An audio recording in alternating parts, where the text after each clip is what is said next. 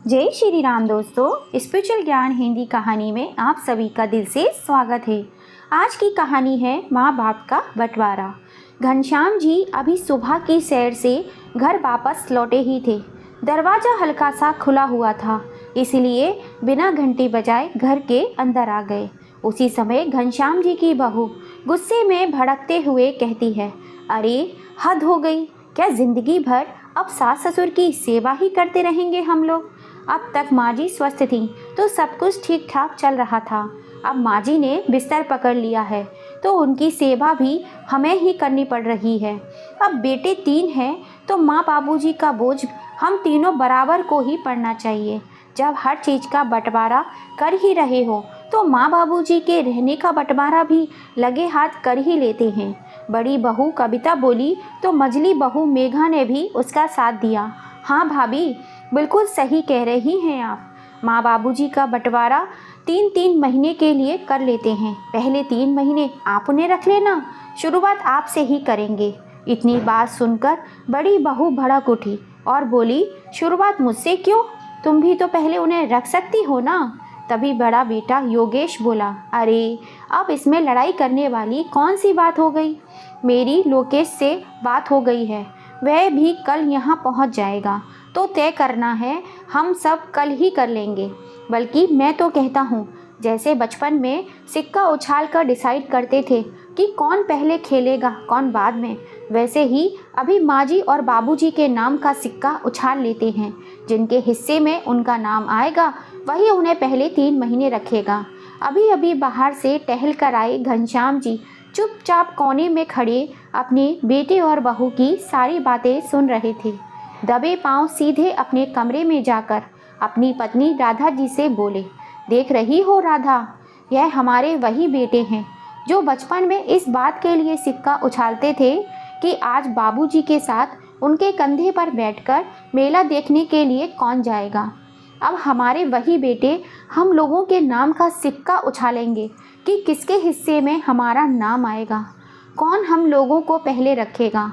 क्योंकि कोई भी बेटा अब अपने बूढ़े माँ बाप को अपने साथ रखना नहीं चाहता। अब क्या यही दिन देखना बाकी रह गया था? इस उम्र में जो बच्चे बचपन में तुम्हारा आंचल पकड़कर पीछे पीछे घूमा करते थे, वही बच्चे अब अपने माँ बाप को अपनी संग रखना बोझ समझते हैं। वैसे भी इन दोनों बेटों और बहुओं के झगड़ों तो इतने दिनों से देख रहे हैं। अब तक तो केवल संपत्ति और जायदाद को बंटवारा करने की बात ही चलती आ रही थी, लेकिन उन सब ने से उनका मन नहीं भरा तो अपने माँ बाप को भी बांटने आ गए। क्या यही दिन देखने के लिए माँ बाप अपने बच्चों को पढ़ा लिखा कर अपने पैरों पर खड़ा किया करते हैं कि उनकी शादी के बाद यह बेटे अपनी पत्नियों की हाँ में हाँ मिलाकर हमारा जीवन दुश्वार कर दे। अपने पति घनश्याम जी की बात सुनकर राधा जी बोली, अजी चिंता तो मुझे भी बहुत हो रही है, लेकिन जब अपनी औलाद ही खोटे दिल की हो तो क्या किया जा सकता है। भगवान सब ठीक करेंगे। मैं तो पहले से ही बीमार पड़ी हूँ। अजी इतनी ज़्यादा टेंशन मत लीजिए। टेंशन की वजह से कल को आपको कुछ हो गया तो आपका ख्याल कौन रखेगा। अपने पैरों से अपाहिज बिस्तर पर लेटी हुई राधा जी लड़खड़ाती आवाज़ में बोली, राधा लेकिन मुझसे अब यह सब कुछ बर्दाश्त नहीं हो रहा। अब हमारे बच्चे हमारे भाग्य का फैसला सिक्का उछाल कर करेंगे। अरे हम कोई फुटबॉल है, जब जिसका जी किया आकर के किक मार के चला गया। पता नहीं भगवान ने हमारे भाग्य में और क्या क्या देखना लिखा है। इतना कहकर वे उदास मन से बिस्तर पर जाकर सो गए। उधर हालत से मजबूर राधा जी भी अपने आंसुओं को छुपाती हुई अपने पुराने दिनों की यादों में खो गईं। अरे बधाई हो राधा, बधाई हो, तीसरी बार भी बेटा हुआ है। अरे घर में धन दौलत की कोई कमी नहीं होगी। जिसके 3-3 बेटे हैं उसकी तो ऐश ही ऐश है। तीनों बेटे इसी बात के लिए झगड़ेंगे कि अम्मा बाबूजी को मैं रखूँगा कि मैं रखूँगा। तीसरा बेटा पैदा होने पर राधा जी की जिठानी ने उन्हें यही कहा था। राधा जी और घनश्याम जी के 3 बेटे और बहुएं हैं। उनके 2 बेटे योगेश और आलोक और उनकी बड़ी बहू कविता और मेघा संयुक्त परिवार का ही हिस्सा हैं। यह दोनों बेटे अपने पिताजी का कारोबार संभालते हैं, जबकि तीसरा बेटा बेंगलोर में नौकरी करता है, जिसकी प्रेरणा नाम की लड़की से 1 साल पहले ही शादी हुई है। घनश्याम जी की बड़ी बहू और मझली बहू की आपस में बिल्कुल भी नहीं बनती थी। बड़ी बहू कविता जो भी काम करती वह मंझली बहू मेघा को बिल्कुल अच्छा नहीं लगता था, और उधर मेघा कुछ भी कहती तो कविता हमेशा ही उसकी बात को काट दिया करती थी। बहुत बार दोनों बहुएं रसोई में ही कुत्ते बिल्ली की तरह झगड़ने लगती थी और पूरे घर को सर पर उठा लेती। इस बात का खामियाजा राधा जी और घनश्याम जी को भुगतना पड़ता था, क्योंकि कविता और मेघा दोनों में से कोई भी अपने बूढ़े सास ससुर को खाना तो छोड़ो चाय नाश्ता देने तक के लिए राजी नहीं होती थी। कितनी बार तो दोनों बहुएं पूरा दिन रसोई में कदम तक नहीं रखती थी और बाहर से खाना मंगवा कर खा लेती थी। अपने पति को भी उन्होंने कहा हुआ था कि दोपहर का खाना बाहर से ही खा लेना, और बच्चों को भी स्कूल में कैंटीन से खाने के लिए पैसे दे दिया करती थी। देवरानी जिठानी को एक दूसरे का मुंह ना देखना पड़े, इस कारण परिवार के सभी सदस्यों को घर का बना खाना भी नहीं मिल पाता था। बाकी सब लोग तो बाहर का खाना आराम से खा लेते थे, लेकिन राधा जी और घनश्याम जी को घर का खाना ही पचता था। लेकिन किसी को भी इस बात की रत्ती भर फिक्र नहीं थी। राधा जी खुद ही अधेड़ उम्र में रसोई में जाती और अपने पति घनश्याम जी के लिए हल्का फुल्का खाना तैयार करती, जैसे कि दलिया या खिचड़ी बनाकर ले आती। इस पर भी दोनों बहुएं चिल्लाती, माँ जी खाना बनाने के बाद रसोई कितनी गंदी छोड़ देती हो आप, अब यह सब कौन साफ करेगा। राधा जी की उम्र हो चली थी और ऊपर से शरीर को बीमारियों ने घेर लिया था। डॉक्टर ने उन्हें आराम करने की सलाह दी थी, लेकिन अब दोनों बहुआं ही सास ससुर को खाना देने से पल्ला झाड़ गईं तो उन्हें अपनी जिम्मेदारी खुद ही उठानी पड़ती थी। राधा जी और घनश्याम जी का परिवार उनके पुश्तैनी मकान में ही रहता था। घनश्याम जी अपनी पत्नी राधा जी के साथ ग्राउंड फ्लोर पर रहते थे, जबकि दोनों बच्चे ऊपर वाले मंजिले में बने कमरों में रहते थे। वैसे तो ये मकान इतना बड़ा था कि दोनों बहुओं को ऊपर के कमरे में रहने की कोई ज़रूरत नहीं थी, लेकिन कोई भी बहू अपने सास ससुर के साथ नीचे रहने को तैयार नहीं थी, क्योंकि अक्सर राधा जी और घनश्याम जी से मिलने के लिए उनके रिश्तेदार आया करते थे। ऊपर रहते हुए उन्हें मेहमानों को चाय नाश्ता भी नहीं करवाना पड़ता था। वे जानती थीं कि जो भी नीचे के कमरे में रहेगा उनकी आज़ादी ख़त्म हो जाएगी, और कोई भी अपनी आज़ादी को खोना नहीं चाहता था। दोनों बहुओं को बाहर घूमना फिरना मौज मस्ती करना बहुत पसंद था, इसलिए अक्सर घर में खाना नहीं बनता था। यही बात घनश्याम जी को अंदर ही अंदर हमेशा कचोटती रहती थी। उनकी पत्नी के बीमार होने पर भी उन्हें घर का पूरा काम और रसोई का काम करना पड़ता था। इसलिए बहू की हरकतों से तंग आकर एक दिन घनश्याम जी अपने दोनों बेटों को बुलाकर बोले, योगेश और आलोक, तुम जानते ही हो कि तुम्हारी माँ की तबीयत ठीक नहीं रहती और तुम्हारी पत्नियाँ अक्सर बाहर चली जाती हैं ताकि उन्हें रसोई में खाना ना बनाना पड़े और घर का काम ना करना पड़े। लेकिन यह बात बिल्कुल भी सही नहीं है। अगर तुम दोनों बहुओं की आपस में नहीं बनती तो वह घर का काम बांट ले। सुबह की रसोई कविता संभाल लिया करेगी और शाम की रसोई मेघा। लेकिन यूँ रसोई के काम से बचते रहना कहाँ की अक्लमंदी है। पिता की बात सुनकर दोनों बेटों ने अपनी अपनी पत्नी को समझाने की कोशिश की। पहले तो दोनों यह बात समझने को तैयार नहीं थीं, लेकिन 2-3 दिन के पश्चात जब दोनों बेटों की बाहर खाना खाने के साथ एक साथ ही तबीयत खराब हो गई तो दोनों बहुओं ने घर के काम को बांट लिया। कविता सुबह का चाय नाश्ता बनाती और मेघा रात का। दोनों में रसोई को एक दूसरे का मुंह ना देखना पड़े। सुबह और शाम दोनों वक्त का खाना उन्हें समय पर मिलने लगा, लेकिन प्यार और सम्मान के साथ नहीं। दोनों बहुएं अपनी सास ससुर से बात करना भी पसंद नहीं करती थीं। एक दिन राधा जी ने अपनी छोटी बहू मेघा को बस केवल इतना कहा कि बहू, आज की चाय में थोड़ी शक्कर ज़्यादा थी, मुझे डायबिटीज़ की शिकायत है, तो चीनी थोड़ा कम ही डाला करो।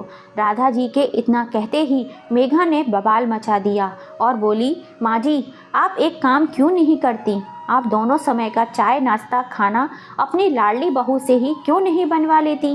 वह तो मुझसे भी अच्छा चाय नाश्ता देती होगी आपको, इसलिए तो मेरे चाय में नुक्स निकाल रही हो। एक तो इस बुढ़ापे में आपकी सेवा और खिदमत करो, ऊपर से इनकी 4 बातें भी सुनो।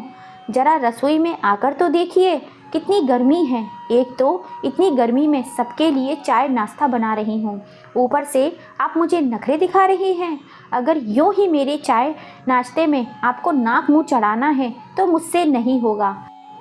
आप दोनों के लिए चाय नाश्ता बनाने का काम बनवा लीजिए अपनी लाडली बहू से ही। उधर जब बड़ी बहू कविता को ये बात पता चली कि मेघा ने माँ जी से ऐसी बातें कही हैं और कहीं सास ससुर के दोनों वक्त का खाना उस पर ना आ जाए, यह सोचकर वह बोली, माँ जी जो मिले खा लिया कीजिए, क्यों बेवजह से मतलब की रोका टोकी करती रहती हो? आपको मालूम है हम दोनों तो बाहर भी खाना मंगवा कर खा लेंगे, लेकिन आप लोगों को खाना बाहर से नहीं चल सकता, क्योंकि आपको वैसे भी डॉक्टर ने काफ़ी चीज़ों से परहेज करने को कहा है।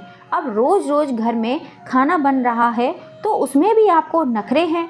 उसी दिन घनश्याम जी और राधा जी समझ चुके थे कि अब उनके बेटे बहू के लिए वह बोझ से ज़्यादा और कुछ नहीं है। राधा जी जो पहले से बीमार चल रही थीं, आए दिन होने वाले दुर्व्यवहार को सहन नहीं कर पाईं। एक दिन अचानक उनकी डायबिटीज़ इतनी बढ़ गई कि उनका शरीर लकवाग्रस्त हो गया। अब उनके शरीर का आधा हिस्सा बेकार हो गया और वे व्हील चेयर पर आ गईं।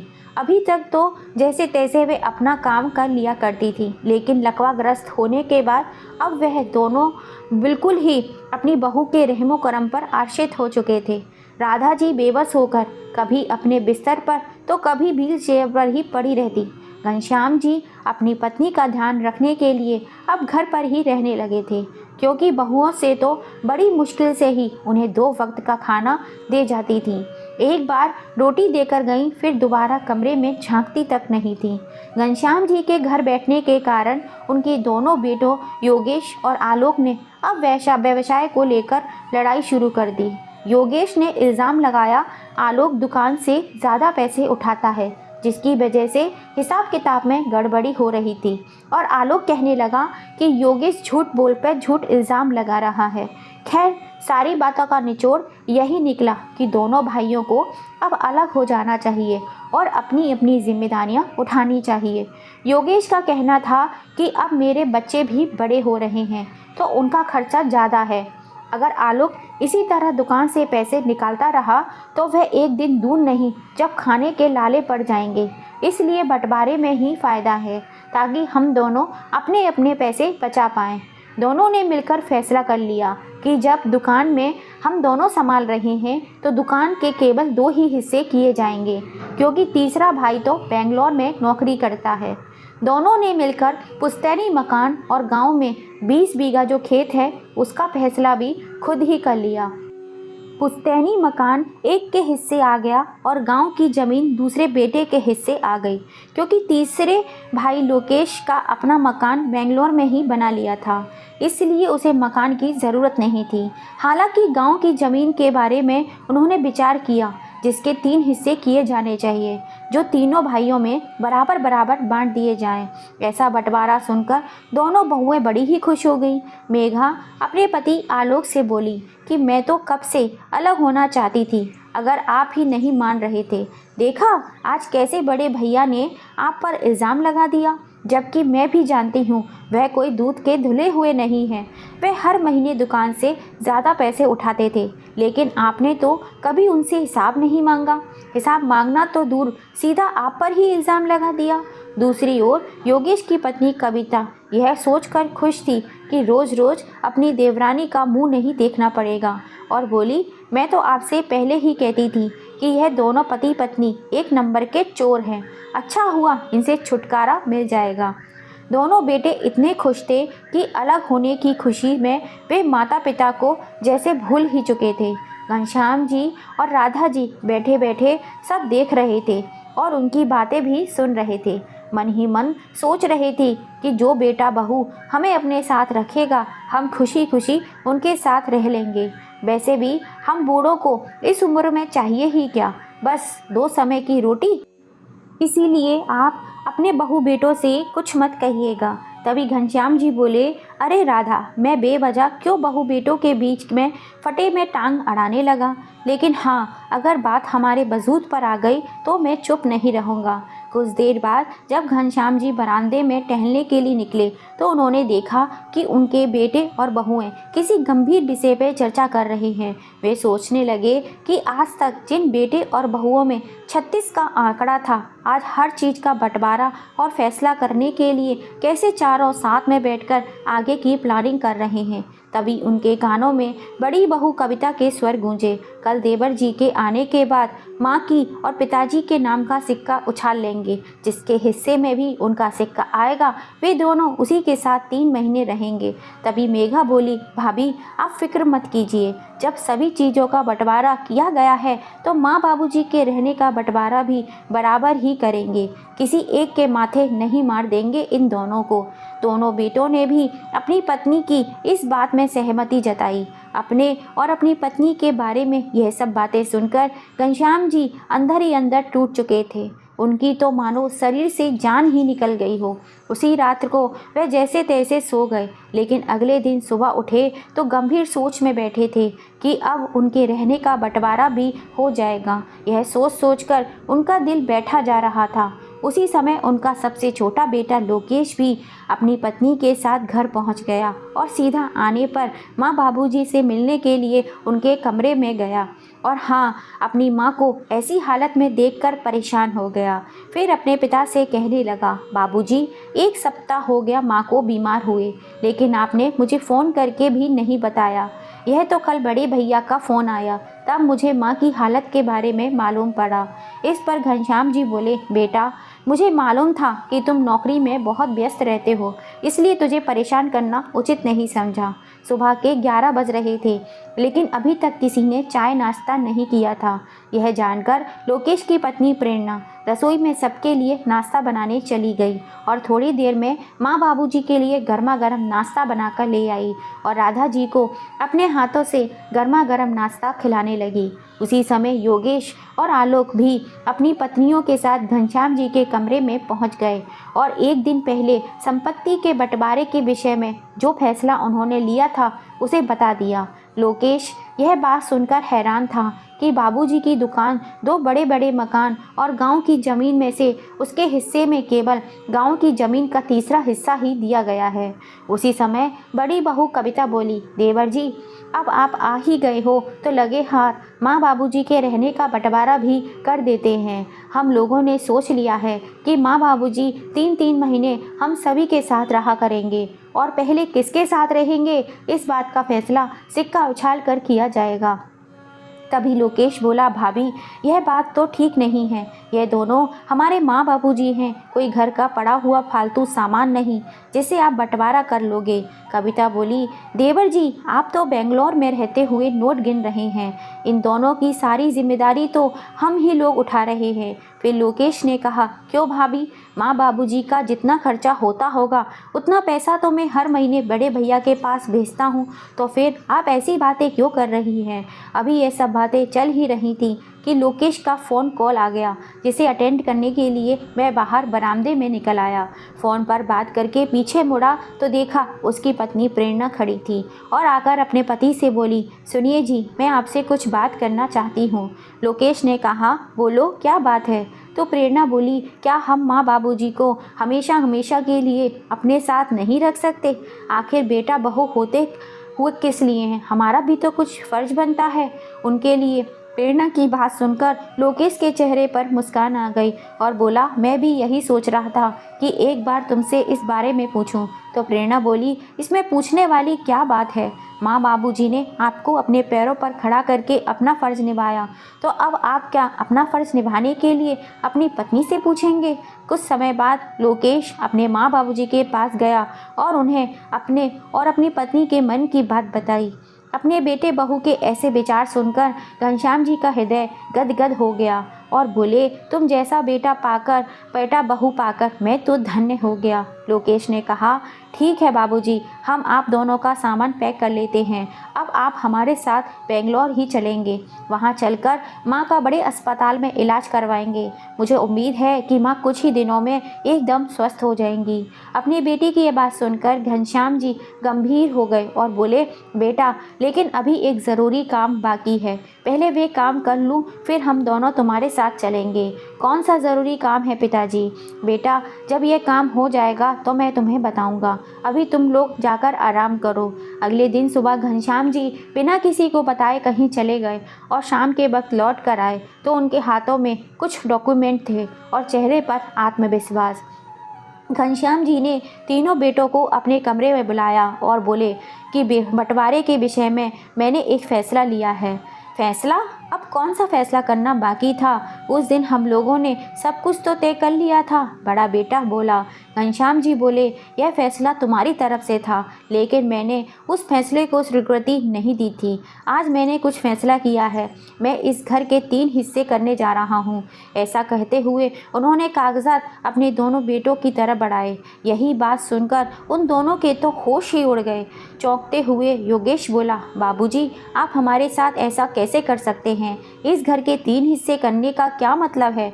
छोटे ने तो बेंगलोर में अपना घर बनवा लिया है, फिर इसका इस मकान पर हक नहीं रहता। अभी मेरी बात ख़त्म नहीं हुई है, पहले पूरी बात सुन तो लो।